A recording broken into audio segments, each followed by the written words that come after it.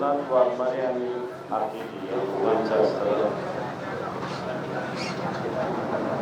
OBC आणि भटके विमुक्त यांचं आरक्षण अबाधित राहावं आणि इतर कोणाला आरक्षण देऊ नये अशी असणारी जी मागणी आहे त्या मागणीच्या समर्थनार्थ त्यांनी या सर्व उपोषण या ठिकाणी सुरुवात केले. गप्पा मारता मारता येत असताना त्यांच्याशी बोलतो की उपोषण चालू राहिले पाणी हे आपण सर्व पीत राहिलं पाहिजे. ते पाणी ते पीत राहतील अशी अपेक्षा त्या ठिकाणी बाळगते.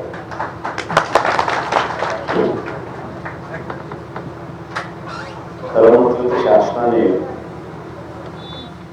या प्रश्नाकडे असलेल्या गांभीर्याने लक्ष दिलं पाहिजे.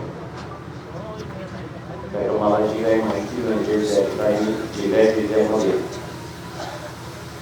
निवेदन देणं चाललेलं आहे, आंदोलन देणं चाललेलं आहे आणि मोर्चे सुद्धा काढण्याची तयारी आहे अशी परिस्थिती.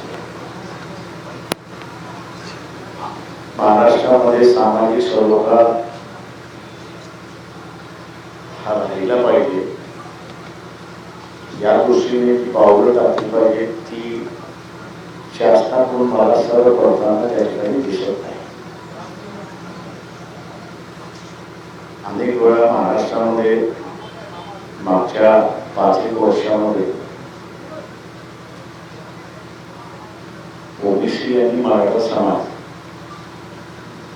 असा अनेक वेळा आमने सामने आलेला आहे. शासनाचा सुद्धा अनेक वेळा या संदर्भात असणारं समस्त ठिकाणी आणि जाणीव करून सुद्धा दिलेली आहे. ही परिस्थिती सुबोधक आहे. बेरोजगारी ही अजून त्याच्यामध्ये बरं जाते. आपल्याला थोडंफार जगण्याचं असणारं साधन मिळालेलं आहे, शाश्वत मिळालेली आहे. त्याच्याच वरती हमला होतोय की काय आणि तेच निघून जाते की काय याची असणारी चिंता ही भटक्या विमुक्त ओबीसी समूहाला आहे अशी परिस्थिती आहे. तेव्हा ही जी भीती आहे या भीतीला कुठेतरी आपण असताना हात घातली पाहिजे, चर्चा केली पाहिजे आणि जे राजकीय पक्ष आहेत आणि ते राजकीय पक्षांची नेते जे आहेत त्यांना भूमिका घ्यायला आपण सांगितली पाहिजे आणि त्यातून असं एक मार्ग काढला पाहिजे असं त्या ठिकाणी मागतो. पक्षाच्या वतीने जे आहे ते आम्ही आमची भूमिका जी अगोदरच जाहीर केलेली आहे.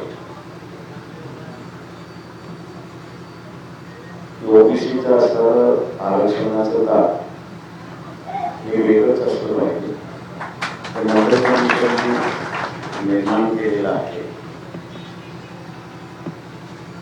आणि त्यावेळेस अनेक मुद्द्यांचा उहापोह त्यावेळेस झाला होता, निकाली लागला.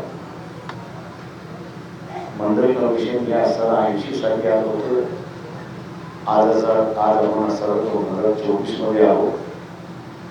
44 वर्ष होऊन गेलेली आहेत. समाजामध्ये चढ उतार हा होत असतो.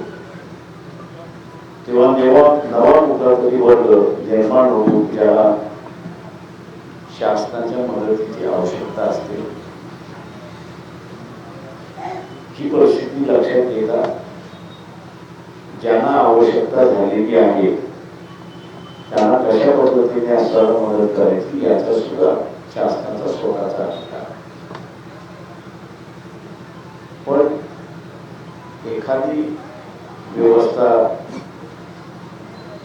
सेटल झालेली आहे म्हणजे शाश्वत झालेली आहे तिच्यामध्ये आपण असं गडबड करण्याचा प्रयत्न केला किंवा कोणाला तरी घुसळण्याचा प्रयत्न केला तर मग सामाजिक दृष्टीने असणारा सलोखा जो असतो बिघडला जातो आणि ज्याला इंग्रजीमध्ये आपण म्हणतो की टेन्शन, तणाव हा सर्व त्या ठिकाणी निर्माण होतो आणि आज तणाव निर्माण झाला अशी परिस्थिती आहे. शास्त्राला माझी विनंती आहे की हा तणाव एक मर्यादेच्या पलीकडे जाता कामा नये आणि शास्त्राने ताबडतोब याच्यामध्ये लक्ष घालावं. शासन लक्ष घालील अशी त्या ठिकाणी अपेक्षा बाळगतो की पक्षाच्या वतीने ओबीसीचं आरक्षण हे ओबीसीलाच असलं पाहिजे हे भूमिका पुन्हा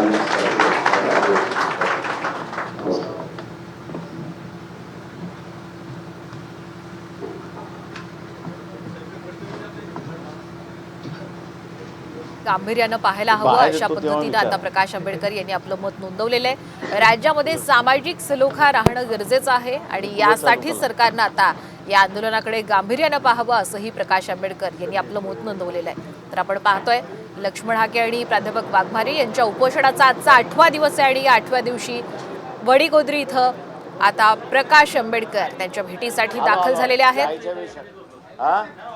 या दोन्ही आंदोलकांना त्यांनी पाणी पिण्याचं यावेळी आवाहन सुद्धा केलेलं आहे.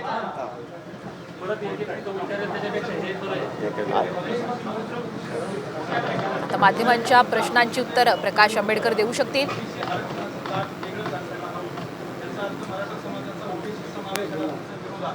ते मी आंदोलनही म्हणालो होतो आणि त्यावेळेसही म्हणालो होतो की ओबीसीचं ताट वेगळं असलं पाहिजे